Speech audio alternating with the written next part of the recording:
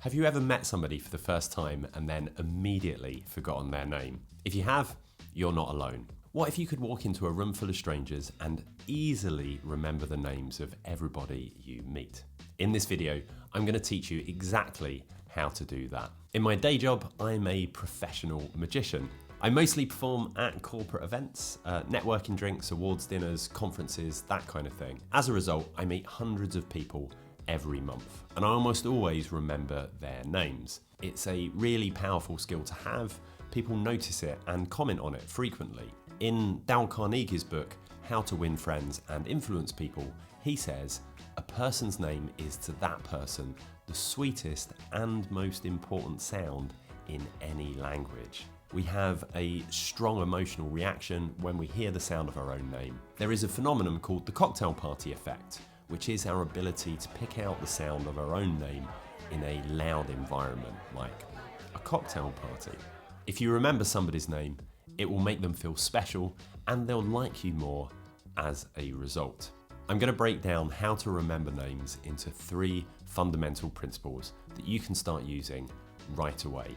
If you stick around to the end of the video, there's going to be a little test to see how much you've learned. The first technique is really 2 things, and they may seem obvious at first, but please don't disregard this. Just by doing these 2 things, it will dramatically improve your memory for names. These 2 techniques are intention and attention. When we meet somebody for the first time and immediately forget their name, it's often not because we've forgotten the name, it's because we haven't heard it in the first place. We weren't paying attention. When you meet somebody new, your attention's often taken up by a whole bunch of other things that are going on. If it's a big party or a busy networking event, there's probably a whole bunch of other stuff going on in the background. Perhaps you're socially anxious. Maybe you're thinking about what time the last train home is or what you're going to have for dinner later on. If you make a conscious effort to pay attention to people's names, you'll remember them more easily. And this starts before the event. Before you go out, make a decision that you're going to try and remember as many names as possible. This is what I call intention. You want to prime yourself to be in a mental state for remembering names. Then, when you're introduced to a new person, pay extra attention to their name. Repeat it back to them. Doing this ensures that you've heard the name correctly, but also you can't say the name back if you haven't listened to it in the first place. If it's an unusual name or a name that you've not heard before, make sure that you're pronouncing it properly. When you combine intention and attention with the second technique that we're going to look at, you'll be amazed at your recall for people's names. This technique is association. One of the reasons we find it difficult to remember names is there's nothing inherently meaningful about the association between a person's name and the person. It's just a word or some words that their parents have decided to call them. My name's Darren, but I could just have easily been called John or Richard or Michael or Mark. If you think about it like that, it's amazing really that we remember anybody's names. Association will fix that for you. The idea is to think of something that you're already familiar with and use that to make an association between the person and their name.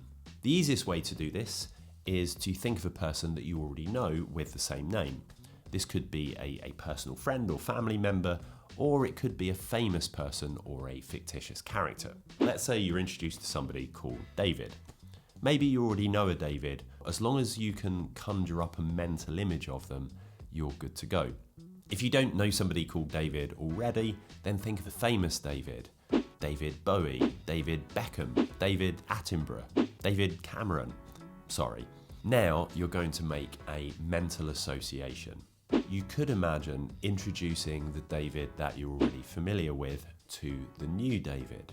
Or you could imagine the David that you already know coming up behind the David that you've just met and putting his arm around him like they're best mates. Or, and this is my preferred method, look at the David that you've just met, look at their facial features, look at anything that stands out for you, and try to find anything that reminds you of the David that you already know. Try to create a mental image that merges the 2 Davids together. By doing this, it forces you not only to pay attention to their name, but also their physical features. And as we've already seen, attention is really, really important for remembering names. But what if we meet somebody and we can't think of anybody else with the same name? This is where mnemonics comes in. Mnemonics comes from the ancient Greek and it means relating to memory. Put simply, you're going to substitute the person's name with a word or words that have more meaning to you. Let's say you meet somebody called Holly. Now, Holly is already a word in itself. It means something else. Once you've got a word to replace their name with, you're going to create a mental image associating that thing with the person. The more weird the mental image, the better. We tend to remember the unusual and strange, and we forget the boring and mundane. In this example, you might imagine Holly having lots of pieces of holly stuck into her hair. There are many names that lend themselves to this, so page could be the pages in a book, bill could be a duck's bill or a dollar bill, mic could be a microphone. Occasionally though, we meet people with names that we've never heard before and that don't immediately lend themselves to being replaced with objects or things. In these instances, you're going to have to be a little bit more creative. Is there anything that sounds similar to their name? Anything that rhymes with it? Can you break it down into 2 or 3 words? Here are a few examples. Amy sounds a little bit like aiming, so maybe you could imagine targets on their teeth.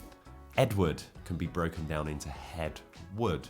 Imagine their head turning into a huge block of wood.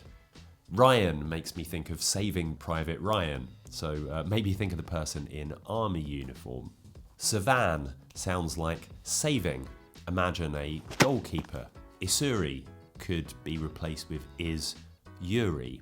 And being a magician, that makes me think of the Israeli psychic and metal bender Uri Geller. Sometimes I'll take an international name and replace it in my mind with the English equivalent. So Federico becomes Fred, Gianluca becomes John-Luc, Xavier becomes Saviour. And once again, by using these mnemonic replacements, it's forcing you to pay attention to the person's name. And as we saw right at the beginning of the video, that's the most important thing. By using the techniques that we've looked at so far in the video, intention and attention, association and mnemonics, it will help you to remember names in the short term. What if you want to remember the names for longer? This is where repetition and revision comes in. I mentioned earlier on that when I meet somebody for the first time, I always repeat their name back to them to make sure that I've heard it correctly.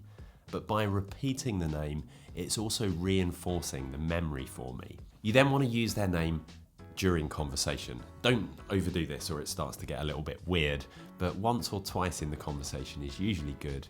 And then again when you say goodbye. If you have the opportunity to introduce the person you've just met to somebody else, do so and use their name when you do it. I also start the revision process when I'm at an event. I will try to take a moment if I'm at a large event when I meet lots of people at once, just to step back for a minute and look out over the crowd and mentally remind myself of the names of all of the different people that I've met. If I'm likely to see them again, I'll make a quick note in my phone of what their name was and perhaps any other comments that will help me to remember them. And I'll quickly revise those when I get home and then again the next day. When I'm working as a magician at corporate events, it's common for companies to rebook me for another event 6 months or a year later. When I'm at an event like that, I will add the people that I met on LinkedIn. LinkedIn has a brilliant function where you can search by company and find all of the people that you're connected to. So when I go back to another event for the company, perhaps in a year's time, I do a quick search of all of the people that I'm connected to at that company and remind myself of their names. It's not cheating, we're all human, but believe me, when you see those people again and you remember their names, they will love you for it. So that's the main techniques. Don't go anywhere just yet. We're going to have a quick test to see how many names you've remembered from this video. But before we get onto the test, one final thought. If you do meet somebody and forget their name, don't be afraid to ask them. I see it so often where somebody's obviously forgotten a name and they just refer to them for the rest of the night as mate or pal. Just say, hey, I'm really sorry. What was your name again? I've forgotten. In 90% of cases, you'll find they're really glad that you asked because they've forgotten your name as well, so it means that they can ask you. We met a few people throughout the course of this video. We're going to have a look back at them and see how many of the names you can remember. Do let me know in the comments.